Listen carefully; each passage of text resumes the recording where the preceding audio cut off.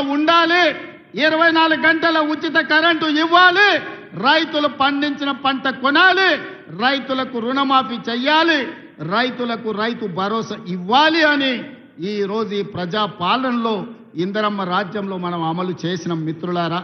ఇవాళ ఎవరైనా సరే నేను సవాలు విసురుతున్నా, అది ఢిల్లీలో ఉండే మోడీ అయినా సరే, గల్లీలో ఉండే కేడీ అయినా సరే, చర్చ పెడతాం పార్లమెంటులోనా అసెంబ్లీలోనా.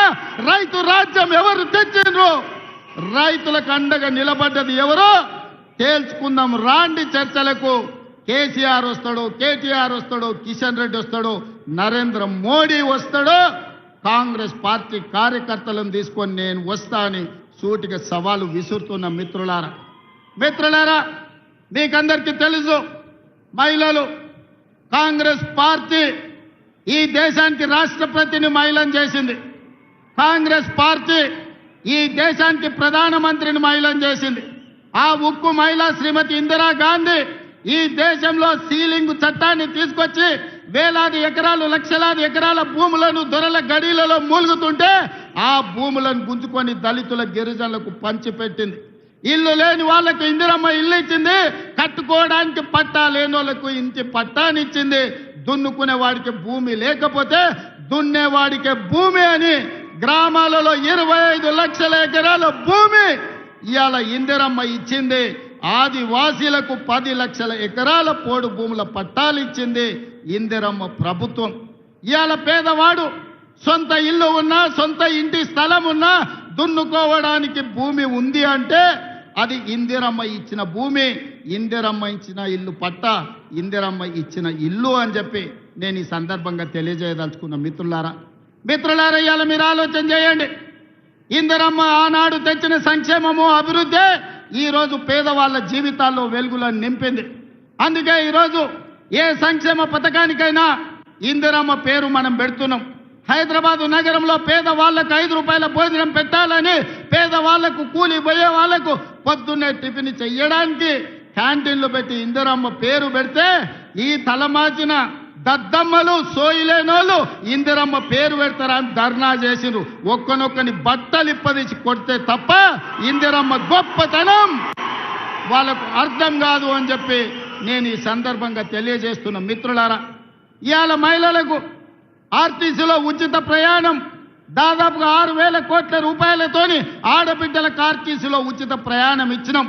ఆర్టీసీ ఉచిత ప్రయాణమే కాదు, ఆడబిడ్డలకు 1000 బస్సులు కొనిచ్చి 1000 బస్సులు ఈరోజు ఆర్టీసీ కార్పొరేషన్కు, ఆర్టీసీ బస్సుల యజమానులను ఆడబిడ్డల్ని చేసిన చరిత్ర మనది. ఒకనాడు సోలార్ వ్యాపారం, పెట్రోల్ బంకు వ్యాపారం అంటే అదాని, అంబానీలు. కానీ ఇవాళ అదే సోలార్ బిజినెస్ 1000 మెగావాట్లు ఆడబిడ్డలకిచ్చి రాష్ట్ర ప్రభుత్వంతో ఒప్పందం చేసి ఇవాళ సోలార్ వ్యాపారం అదానితో పోటీ పడే విధంగా ఆడబిడ్డల్ని మన ప్రభుత్వం తీర్చిదిద్దింది. ఒకనాడు పెట్రోల్ బంకులు అంటే రిలయన్స్, అంబానీవి. కానీ ఇవాళ ఆడబిడ్డలకు జిల్లాలల్లో పెట్రోల్ బంకులు ఇచ్చి పెట్రోల్ బంకుల వ్యాపారం ఈరోజు ఆడబిడ్డలతో చేస్తున్నాం.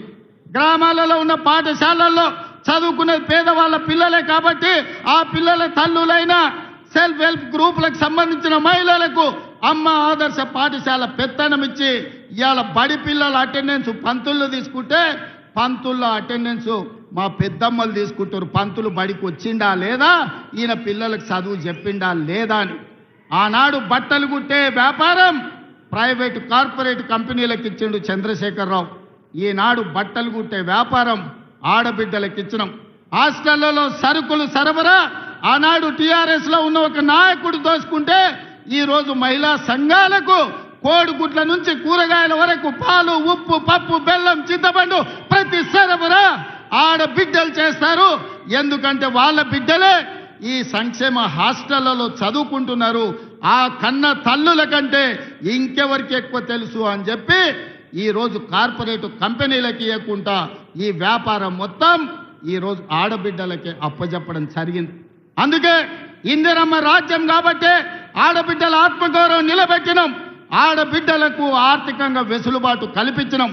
ఇదే కాదు, హైటెక్ సిటీ అంటే పెద్ద పెద్ద మల్టీ కంపెనీలకు ఒక వేదిక. ఇన్ఫోసిస్, విప్రో, మైక్రోసాఫ్ట్ లాంటి కంపెనీలు ఎక్కడైతే ఉన్నాయో అక్కడనే 3.5 ఎకరాలు వందల కోట్ల రూపాయల ఆస్తిని ఆడబిడ్డలకిచ్చి ఇందిరా సహాయ కేంద్రాలుగా వాళ్ళు ఆడబిడ్డలు చేసే ఉత్పత్తి వస్తువులను హైటెక్ సిటీ పక్కన ప్రదర్శించే విధంగా అంతర్జాతీయ వ్యాపారంలో పోటీ పడే విధంగా